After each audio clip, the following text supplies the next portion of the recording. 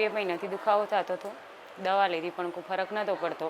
મારે બેનને તકલીફ હતી, વારંવાર દુખાવો થતો હતો. અમે 2-4 જગ્યાએ બતાવ્યું પણ કોઈ રાહત મળતી નથી. એટલે અમે પાટણ આવીને રિપોર્ટ કરાયા, રોશનીબેનને મળ્યા.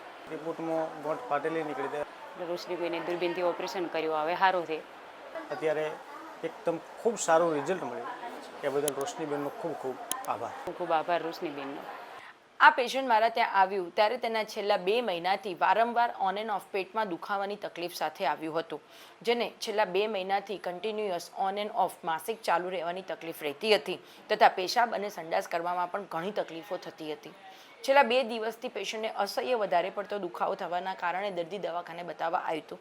જરૂરી રિપોર્ટો, બ્લડ ઇન્વેસ્ટિગેશન અને MRIના રિપોર્ટો પરથી નિદાન મૂકવામાં આવ્યું છે કે પેશન્ટને chronic ectopic lump with pyogenic component અને બ્લડ રિપોર્ટ પરથી જણાવવામાં આવ્યું કે પેશન્ટને સેપ્ટિસેમિયા છે, જેમાં WBC કાઉન્ટ એના ઘણા બધા વધારે વધી જવાના કારણે પેશન્ટને અત્યારે હાઈ ગ્રેડ ટેમ્પરેચર અને સેપ્ટિક કમ્પોનન્ટમાં હતું, જેના કારણે બીપી પણ ઘણું બધું વધારે ઓછું આવતું હતું. પ્રાથમિક સારવાર કરી, બીપીની સારવાર કરી અને હાયર એન્ટીબાયોટિક ઉપર પેશન્ટને શિફ્ટ કરી અને ડિસિઝન લેવામાં આવ્યું કે એનો પાયોજેનિક માસ જે છેલ્લા 2 મહિનાથી થઈ રહ્યો છે તેને રિમૂવ કરવો પડે.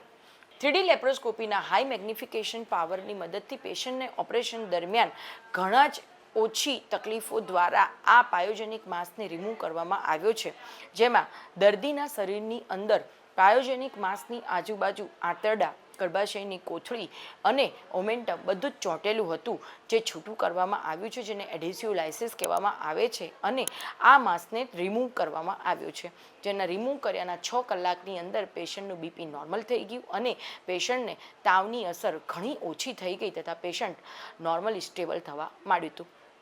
આ દર્દીને આ ઓપરેશનનો ફાયદો માત્ર 3D લેપ્રોસ્કોપીની મદદથી મળ્યો અને લેપ્રોસ્કોપીની મદદથી સારવાર થવાના કારણે 48 કલાકની અંદર પેશન્ટના રિપોર્ટ નોર્મલ જણાતા અમે તેમને હોસ્પિટલથી ડિસ્ચાર્જ કરી દેવામાં આવ્યું છે.